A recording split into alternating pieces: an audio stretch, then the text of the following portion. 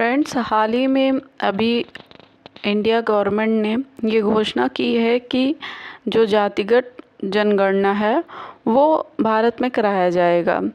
तो जातिगत जनगणना का मतलब क्या है? उसका अर्थ है कि सरकारी स्तर पे जो बहुत सारी जातियों की जनसंख्या है, उनकी जो सामाजिक और आर्थिक स्थिति है उनका आकलन करना। यह विशेषकर भारत जैसे देश में बहुत ज़्यादा इम्पॉर्टेंट है, जहाँ बहुत ज़्यादा समाज जातिगत आधार पर लंबे समय से विभाजित रहा है। इसकी जो हिस्टोरिकल बैकग्राउंड है उसकी बात की जाए तो भारत में जो आखिरी बार है वो पूरी जाति आधारित जो जनगणना हुई थी वो 1931 में हुई थी। इसके बाद की जो जनगणना 1951 से 2011 तक में केवल एससी और एसटी की गणना की गई थी। 2011 में socio economic and caste census किया गया, परंतु इसके जो जातिगत आंकड़े वो सार्वजनिक नहीं किए गए।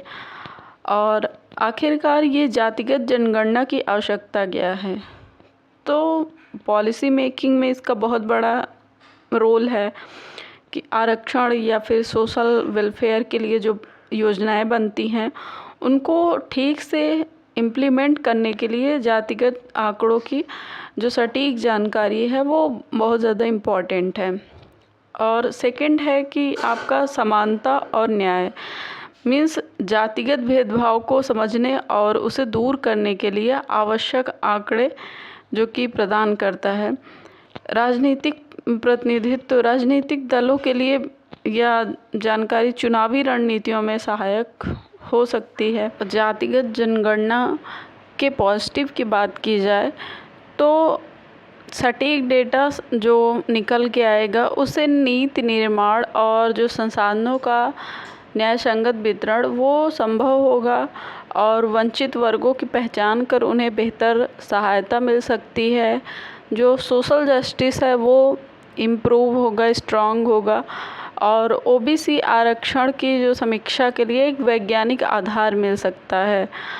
और वहीं पे अगर निगेटिव की बात की जाए तो जातिवाद को और ज़्यादा बढ़ावा देगा और जो डेटा की सटीकता है उस पे सवाल कि लोग जाति बदलकर या छिपाकर जानकारी अपनी दे सकते हैं और इसका राजनीतिक दुरुपयोग भी हो सकता है और सामाजिक जो एकता है उस पे प्रतिकूल प्रभाव पड़ सकता है।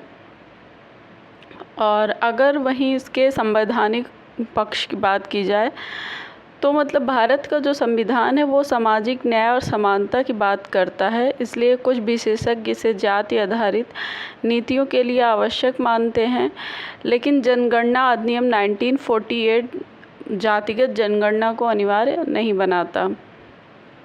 और 2020 के बाद बिहार सरकार ने 2022-23 में अपनी एक स्वतंत्र जाति आधारित सर्वेक्षण करवाया था और 2023 में उसके जो आंकड़े थे वो प्रकाशित किए गए।